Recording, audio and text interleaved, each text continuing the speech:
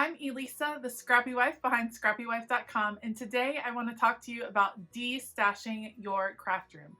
2020 had me inundated with a ton of new craft supplies, and while I have enjoyed using all of those supplies, at the end of the year is usually when I try to go through my craft room, do some destashing, decluttering, and kind of starting lighter in the new year. And I think that's a really important thing to do in your craft room from time to time, just to keep those creative juices flowing. So let's talk about destashing. I do have a process when it comes to destashing and decluttering my craft room. And what that is I start at the doorway and I work around the entire room in order. Instead of jumping from section to section, I start in one place and then slowly and methodically move around the room, covering every category of craft supplies as I go. If you have a craft closet, then I would recommend starting at the top and working your way down in order instead of jumping around, piecing things together. I really like to do that because I see space starting to develop and open up as I'm working around. I also always have multiple piles going on in my craft room, things that need to go in the trash, things that I can donate, and then kind of a maybe pile. And that maybe pile is elements that I think, I have used those in the last year. I might use those again. I already have a project in mind, and I keep those in the maybe pile. And those piles, or that pile, is intended for if space is available. If space is not available, then those things have to go.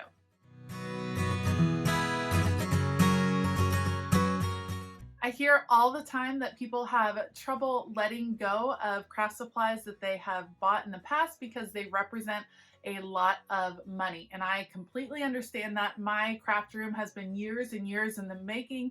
I have a lot of money invested in the craft supplies in this room, but the truth is, if I'm not using them, if I'm overwhelmed in the space, then it's wasted money anyway. So ways that I get around that or kind of cope with that feeling would be to donate the supplies, to pass on the love. Donating to a local school, a church, something like that.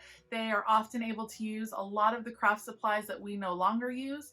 It's also fun to kind of make up boxes of craft supplies or potential projects and send them to friends just as a surprise out of the blue present. That can be a lot of fun too.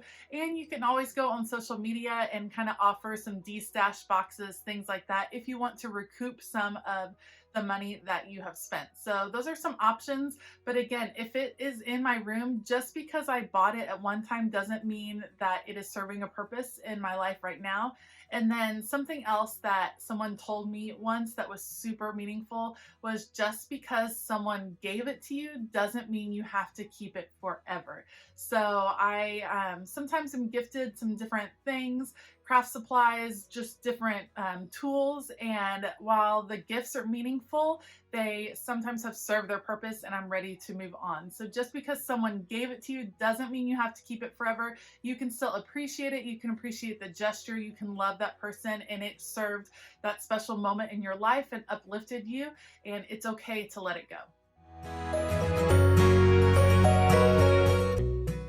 All right, like I said, when I am going to do a full destash, I start in one corner of my room and work my way around. So I always start over here where all of my devotionals and traveler's notebooks are. I go through, decide which ones I want to keep, which ones are ready to go, and how I want to store them in the next year. And then I continue to move around my craft room, opening every drawer, going into every nook and cranny and seeing what is in there. I try my best not to just have miscellaneous spots where things are thrown. There obviously are some spots that take more time than others, like a bookcase or a chest of drawers, but I just work my way around slowly but surely, usually taking a section a day. I don't want to be overwhelmed or anything like that, so I just work my way around the craft room until I end up back at the beginning. And so that is how I kind of work the system instead of jumping back and forth, instead of doing categories of craft items. It really helps me to just start in one place and end back in that place. And it just is an easier thing for my brain to kind of wrap its head around. Something that I try to remind myself is just because it is stored nicely does not necessarily mean it gets to stay in my craft room. And case in point would be my 12 by 12 paper. I am super happy with the organization of my 12 by 12 paper, how it's stored, how it's labeled. It looks nice on my bookshelf, but I do have a limited space for it on my bookshelf. So I tend to go through and look and see at all of these papers, which ones I will actually reach for in the coming year. For instance, I know that I will be reaching for Felicity Jane over and over, but my Felicity Jane patterns are getting really full. So I need to look through and make the determination, do I want to dedicate another whole folder to Felicity Jane patterns, or is it time to let go of some of those? I also have some extra categories like floral. This is some paper that I have had in my stash for years and years. I haven't used it at all this year. I haven't reached for this folder in the least. So more than likely, many of these papers will be being destashed to make room for other pieces. And this is also a really great time to go through and check your labeling system. You can see most of mine is labeled. I do have a few folders over here that are not labeled that I need to go back and add the labels to so that it matches the rest of the system.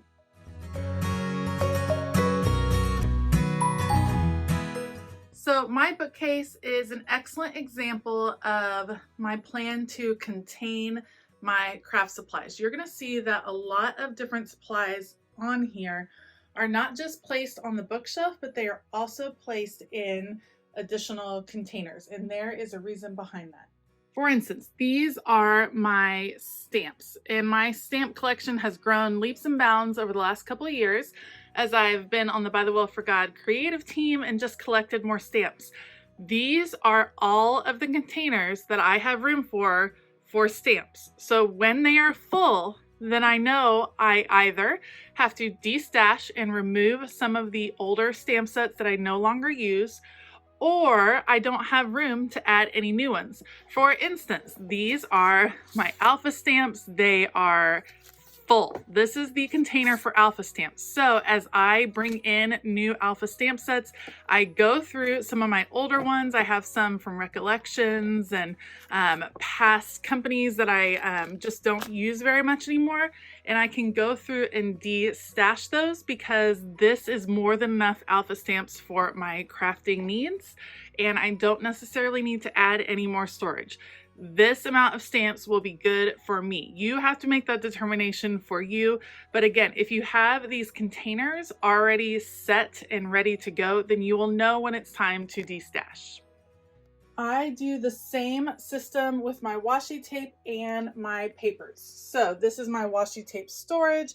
I actually just had a video about sorting through and destashing my washi tape, but I know that these containers are more than enough room for me. When they are full, then that means the washi tape is done.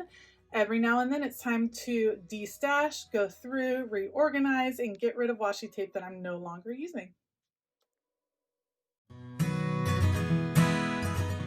Destashing things like ephemera can be really overwhelming. My ephemera is all in a drawer organized by color, and then I have some extra sets over here on the side that I have picked up and wanted to keep by set. What I do is literally go through each piece of ephemera, take a look at it, imagine how I might be able to use it someday. If I can't figure out how I might be able to use it, then it goes. Also, if it is a style that I no longer use. For instance, my kids are starting to get older, so I don't need as much of the little childish pieces, the younger kind of ephemera pieces. I don't use those as much anymore. I definitely don't need baby ephemera. I just don't necessarily need some of the categories that I needed in the past year or in the past few years. So I go through, look at each piece, and start to pare it down. Again, I have these containers already set in place so that I know if it's overflowing or coming out of the containers, then it is time to stop purchasing ephemera and or time to sort through what I have.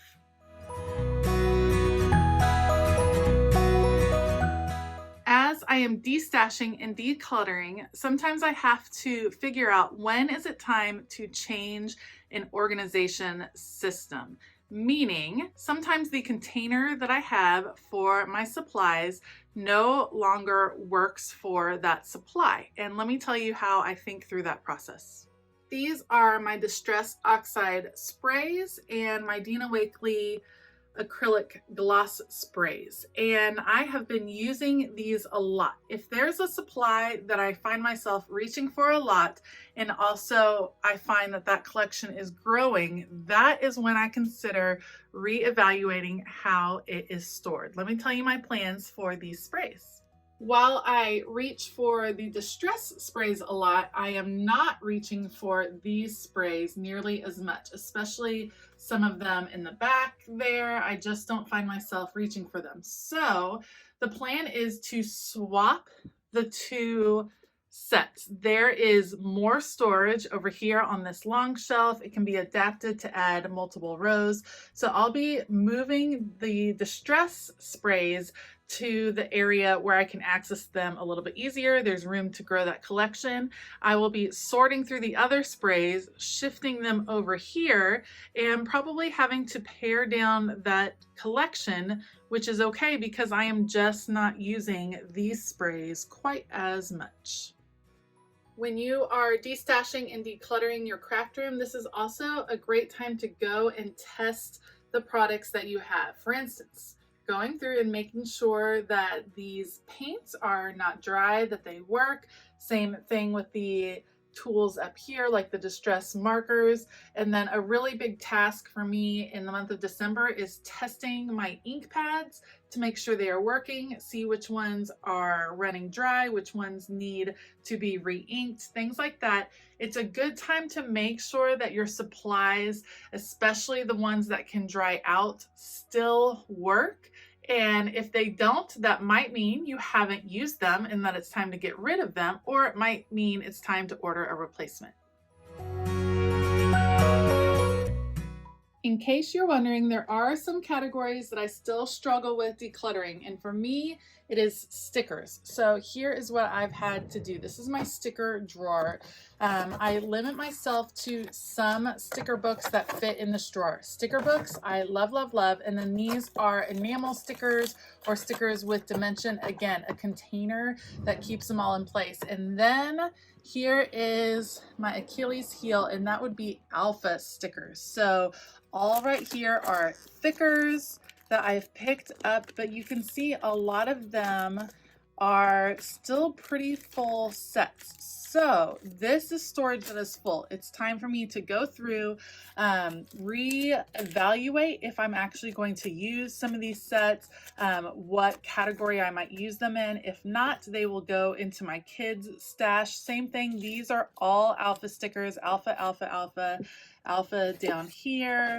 These are alpha, these are alpha. I love a good alpha sticker and I do use them a lot. So I definitely can, you know, say that it's okay to have this much, but you can see I can't really fit any more in here. So as I'm collecting more pieces, it's time to either let go or stop buying. I just want to encourage you in the month of December to take some time, do some destashing, do some decluttering, get your craft space, whether it is a cart, a closet, or an entire craft room, get it organized, refreshed, and ready for 2021. Be sure to let me know in the comments below if you are doing a destash or a declutter. I would love to hear how it's going. I'd love to be able to answer any questions you might have about how I organize a particular kind of craft. So let me know below and I will do my best to find an answer for you. If you like this video, please give it a thumbs up and consider hitting that subscribe button as well as the bell notification button.